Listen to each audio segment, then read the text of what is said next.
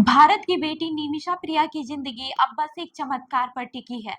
Yemen के jail में बंद निमिषा की फांसी की तारीख 16 जुलाई 2025 को तय हो चुकी है और सुप्रीम कोर्ट में 14 जुलाई को हुई सुनवाई ने भी बची खुची उम्मीदों को झटका दे दिया है।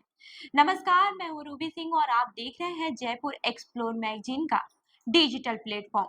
पूरी दुनिया से दुआएं मांगी जा रही हैं। सोशल मीडिया पर सेव निमिषा प्रिया की मुहिम तेज है, लेकिन भारत सरकार के पास अब कहने को बस इतना है, हमने पूरी कोशिश की, अब हमारे हाथ बंधे हैं। तो चलिए जानते हैं क्या बोली सरकार सुप्रीम कोर्ट में। सुनवाई के दौरान भारत सरकार की ओर से अटॉर्नी जनरल ने सुप्रीम कोर्ट को साफ बताया कि यमन की सरकार, पब्लिक प्रोसिक्यूटर और वहां के कई प्रभावशाली शेखों से बात की गई। दूतावास स्तर पर भी पूरी कोशिश की गई किसी तरह मौत की सजा को रोका जाए, लेकिन ये भी साफ किया गया कि अब तक की तमाम कोशिशों के बाद भी कोई ठोस समाधान नहीं निकल पाया है। सरकार ने कोर्ट में यह भी बताया कि यमन के कानून के मुताबिक ब्लड मनी यानी कि दियात देकर सजा को माफ कराया जा सकता है, लेकिन मृतक शख्स तलाल अब्दु मेहदी के परिवार ने किसी भी तरह की ब्लड मनी लेने से साफ इनकार कर दिया है। उनका कहना है कि यह मामला अब इज्जत का बन चुका है और वो माफ करने को तैयार नहीं।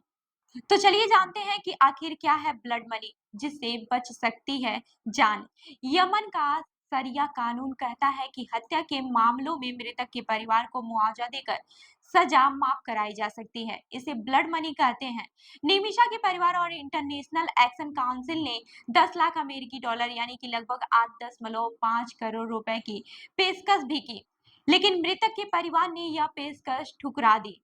उनका कहना है कि यह उनके लिए इज्जत और आत्मसम्मान का मामला है, वह माफ नहीं करेंगे। सुप्रीम कोर्ट में सेम निमिषा प्रिया एक्शन काउंसिल ने सरकार से अपील की थी कि इस मामले में आखिरी वक्त तक हर कूटनीतिक रास्ता आजमाया जाए, लेकिन सरकार ने कोर्ट से साफ कह दिया है कि वो अपनी सीमाओं तक जा चुकी है और अब उनके पास कोई विकल्प नहीं बचा है। यानी अब न सरकार कुछ कर सकती है, न सुप्रीम कोर्ट और न ही पैसा। अब अगर कुछ निमिषा को फांसी से बचा सकता है तो वो है तलाल के परिवार का दिल बदल जाना या फिर कोई चमत्कार। निमिषा प्रिया मूल रूप से केरल की रहने वाली नर्स है जो बेहतर कमाई के लिए यमन गई थी। वहां पर उनके साथ शोषण और धोखाधड़ी के आरोप लगे, मामला हत्या तक पहुंचा और उन्हें मौत की सजा सुना दी गई। पिछले कई सालों से उनकी माँ, बेटी और पूरा परिवार लड़ रहा है कि किसी तरह निमिषा की जान बचाई जा सके। देश भर में कई सामाजिक संगठनों ने समर्थन दिया, लेकिन अब हालात बेहद गंभीर हो चुके हैं। अब निगाहें सिर्फ यमन के मृतक परिवार पर है।